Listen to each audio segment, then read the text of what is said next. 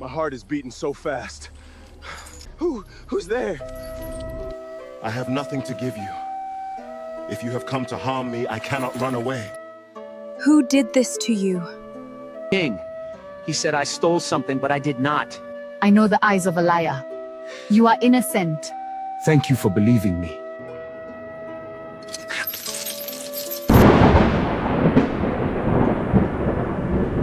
In the heart of a distant land lay a small village called Umuagu. It was surrounded by thick green forests, wide farmlands, and a river that shimmered under the sun.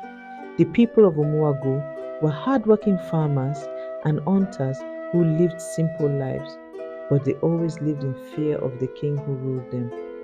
The king of the land was known for his harsh heart. He trusted no one easily and believed that every man was capable of betrayal.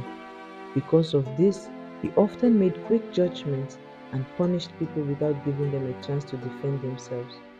The villagers obeyed him, not out of love, but out of fear. Among the people of Umogu was a young man named Obina.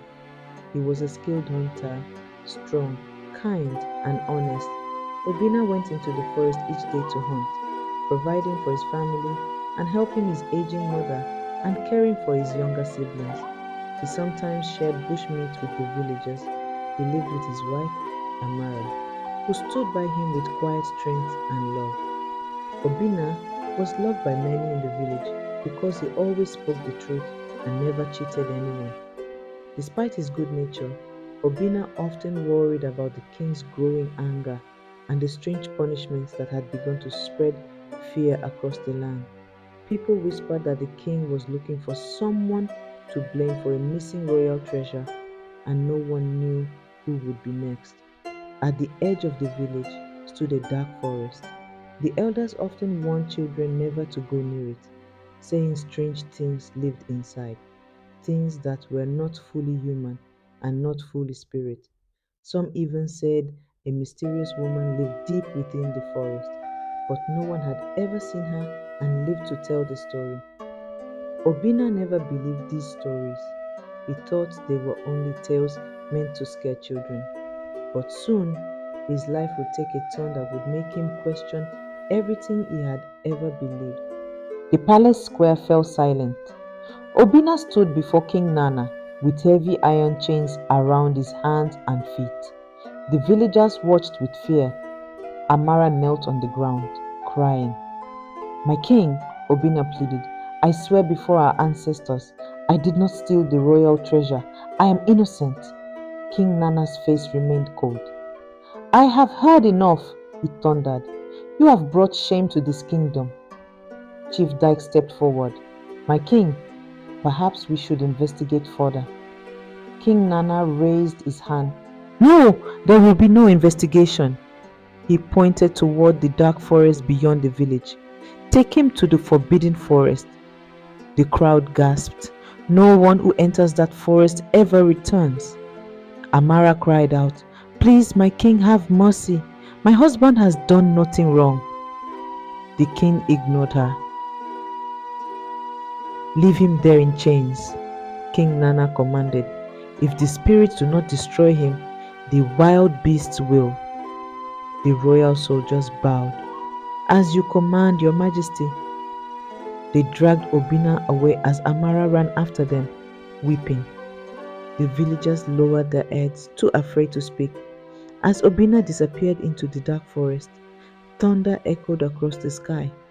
Far away, hidden among the ancient trees, a pair of glowing eyes slowly opened. My heart is beating so fast. Who did this to you? I don't know. We have to get you out. I know the eyes of a liar. You are innocent. Thank you for believing me. How did you do that? There are many things about me that humans do not understand. Obina slowly stood up. "My name is Obina." The woman looked toward the distant river. "My name is Nine Mary. I have lived in this forest for many years." As they walked together, they reached a quiet stream. The moonlight danced on the water, Nema Miri suddenly stopped. Her eyes fell on a small necklace hanging around Obina's neck. "What is that?" she asked. Obina touched the necklace. "My wife gave it to me. She has worn one just like it since she was a baby." Nemiri's face turned pale. She stepped closer. Her hands began to shake.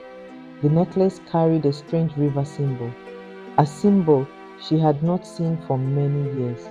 Tears slowly rolled down her cheeks. She whispered, "It cannot be." Obina looked at her with surprise. "What is wrong?" Nemimiri closed her eyes. "I once had a baby girl. Many years ago, she was taken from me. I searched every river, every forest, and every village, but I never found her." She looked at the necklace again. "It looks exactly like the one my baby wore the night she disappeared." Obina felt a chill run through his body. Could it be only a coincidence? Or was there a secret that no one knew? Far away inside the palace, King Nana sat awake in his room. A frightened soldier rushed inside. "My king, the prisoner has escaped." The king stood up so quickly that his royal cup fell to the floor. His face turned white. "No," he whispered. "She has found him." Chief Dyke looked confused. "My king? Who has found him?" The king slowly looked toward the dark forest. "The woman of the river. And if she returns, my greatest secret will finally be known." Outside, thunder rumbled across the sky. Obina and Nene Mamiri continued walking toward the village, without knowing that their journey would uncover a secret hidden for more than 20 years. The morning sun slowly rose over the forest. Birds sang from the tall trees. Obina and Enemiri continued walking along the river. For a long time, neither of them spoke. At last, Obina broke the silence. "Nemiri, yesterday you said your baby was stolen. Can you tell me what happened?" Nemiri stopped walking. She looked at the quiet river, her eyes filled with tears. "It is the most painful day of my life." She sat on a large rock beside the water. Obina quietly sat beside her. "Many years ago, I lived happily near this river with my little baby girl," Nemamiri began. "She laughed every day. Whenever she smiled, even the birds seemed to sing louder. I called her Ada Miri because she was my precious daughter." One evening, dark clouds covered the sky. Heavy rain began to fall. Nemamiri held her baby close to her chest. Suddenly, she heard horses running. "Gallop, gallop, gallop." Many soldiers surrounded the river. They carried the flag of King Nana. The king himself stepped forward. His face showed no kindness. "I have come for the child," he said. Nememiri hugged her baby tightly. "No, this is my daughter. You cannot take her." The king smiled coldly. "The oracle has spoken. It says your daughter will grow up and one day destroy my evil rule. I cannot allow that." Nemiri begged with tears. "She's only a baby. She has done nothing wrong." But the king did not listen. He ordered his soldiers, "Take the child." The soldiers rushed forward. Nemiri fought to protect her baby. The river rose high. Strong winds blew across the water. Lightning flashed in the dark sky. But there were too many soldiers. One soldier pulled the crying baby from her mother's arms. "My baby!" Nemiri screamed. "My daughter!" Her cries echoed through the forest.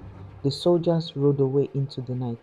Nenemiri ran after them until she could no longer breathe. She searched the forest. She searched every village. She searched every river. But her baby was gone. Since that terrible night, she had never stopped searching. Back in the present, tears rolled down her face. "I prayed every single day that my daughter was alive." Obina gently said, "I believe she is."